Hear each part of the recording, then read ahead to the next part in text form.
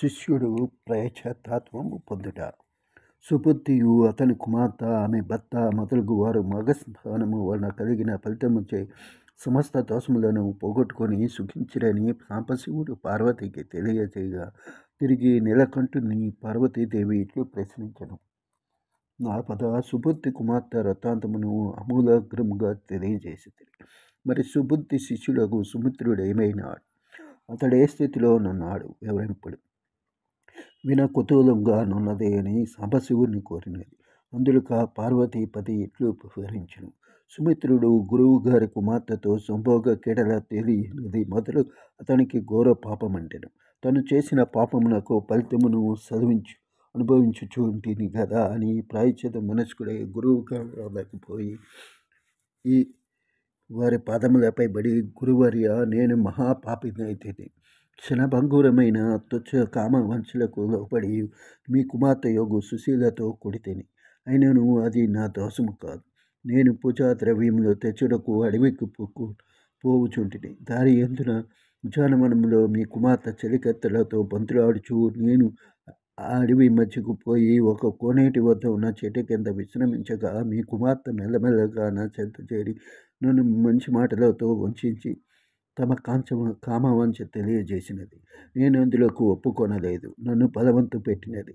నన్ను క్షమించమని చెవులు మూసుకుంటుని ఇంకా లాభం లేదని నాతో క్రీడించుకుందువే, నీ ఎదుటనే ప్రాణత్యాగం అనుచుకుందును అని చెప్పినసరికి నాకు భయం కలిగి నిజంగా ఆమె ప్రాణత్యాగమే చేసుకున్నచో మీరు నన్ను తప్పక దండింతురని విరిచి ఆమెతో క్రీడించి ఆమె వాంఛను తీర్చి తిని. ఇందు నా తప్పేమీ లేదు.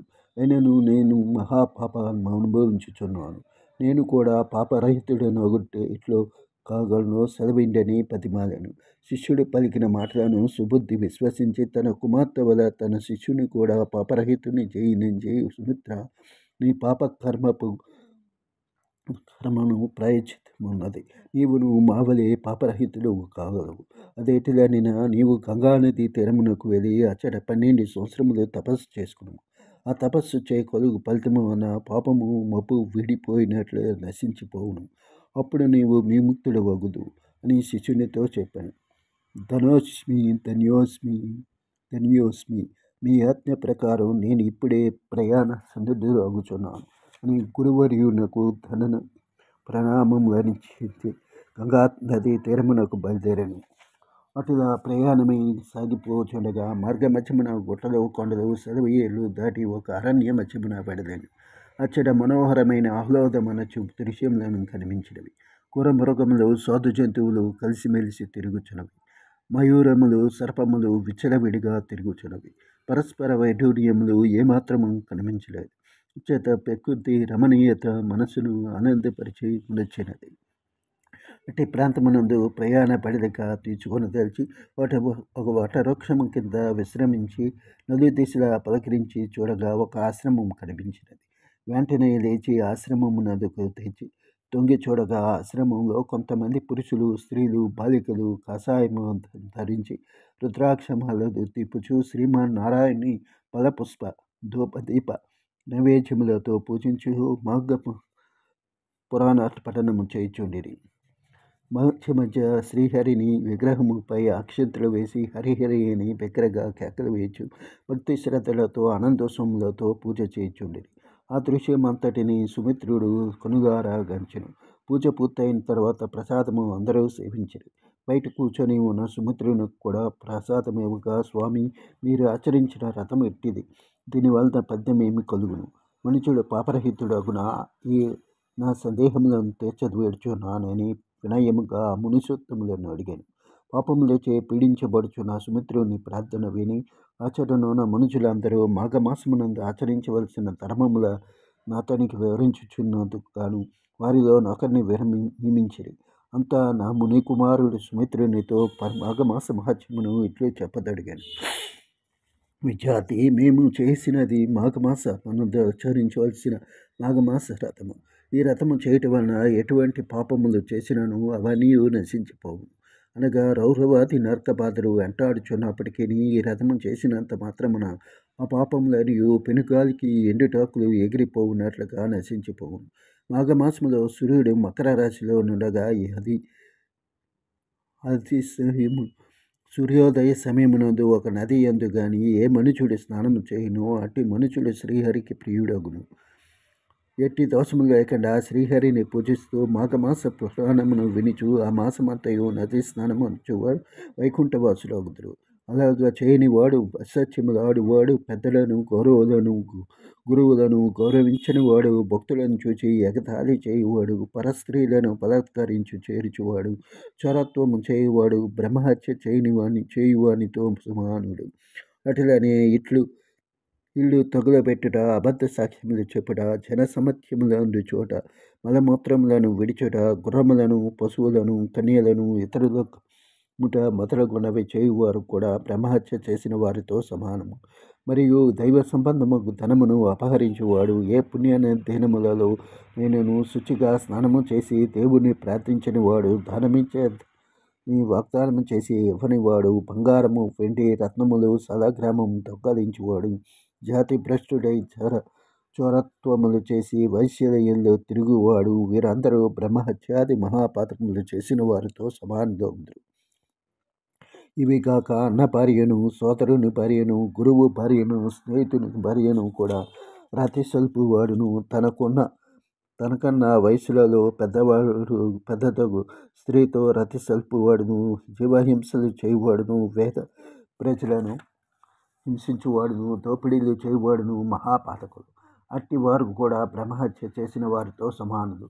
ఇవి కాక తల్లిదండ్రులను హింసించువాడును, వివాహ సంబంధములు చెడగొట్టువాడును, శరణు చొచ్చిన వానిని దండించువాడును, ధర్మ కార్యములను విఘ్నములు కలిగించువాడును, పరధనము అపహరించువాడును, చేసిన మేలు మరిచిన కృతజ్ఞుడను, తను తీర్థయాత్రలు చేయలేకపోగా చేసిన వారిని చూచి ఎగతాళి చేయువాడును బ్రహ్మహత్య చేసిన వారితో సమానులగుదురు. కానీ మేము ఆచరించిన వ్రతము మాఘమాస వ్రతము. ఈ వ్రతము చేయటం వలన మీకు ఏమాత్రము పైన చెప్పిన మహాపాతకములలో ఏ ఒక్కటి ఉన్నను అవి నశించిపోవు. ఇది ముమ్మాటికి నిజము. అందుచేతనే మేమందరము మాఘమాస వ్రతము భక్తి శ్రద్ధలతో ఆచరించుచున్నాము. మాఘమాసము ప్రారంభం కాగానే సూర్యుడు ఉదయించిన కొద్దిసేపటికి నదికి పోయి స్నానము చేసి సూర్యునికి నమస్కరించి నీళ్లు విడువవలను. తర్వాత విష్ణు మందిరమునకు పోయి శ్రీహరికి పూజ చేసి తులసి తీర్థము ప్రసాదము పుచ్చుకొనవలను.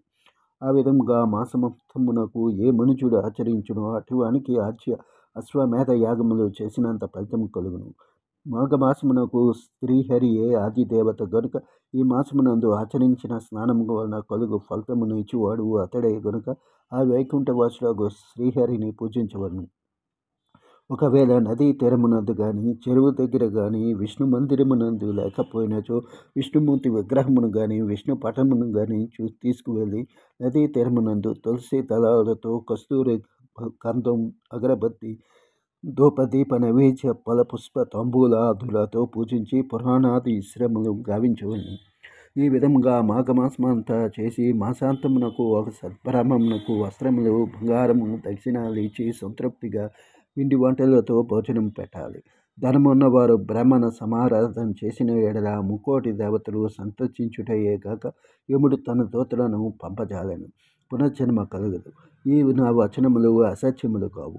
ఇప్పటి వరకు మాఘమాస ఫలితము విన్నావు కదా. ఈ మాఘమాసము 3 దినములు మాత్రమే ఉన్నది. కానీ ఈ 3 దినములు ఈ నదిలో స్నానము చేసి పూజా కార్యక్రమమునకు సంసిద్ధుడు కమ్మని మునీశ్వరుడు తెలియజేసి ఇంత సుమిత్రుడు తన గురువగు సుబుద్ధి తన పాప పరిహారార్థము గంగా తీరమునకు పోయి తపస్సు చేసుకోమని చెప్పిన అని మునీశ్వరునితో చెప్పగా, మరలా ముని, నీ గురువు చెప్పిన విషయము యథార్థము. నీవు గురుపుత్రికతో రతి సెలిపినావు. అందు నీ దోషము లేకుండాను పాపము మాత్రము సంక్రమించినది. అది నిన్ను వెంటాడుచూ ఉన్నది. తరుణోపాయము చేయనిచో ఈ జన్మలోను మరో జన్మలోను కూడా నరక బాధలు తప్పవు. కానీ ఈ మాఘమాసందలి 3 దినములైనను స్నానము చేసి శ్రీహరిని పూజింపు.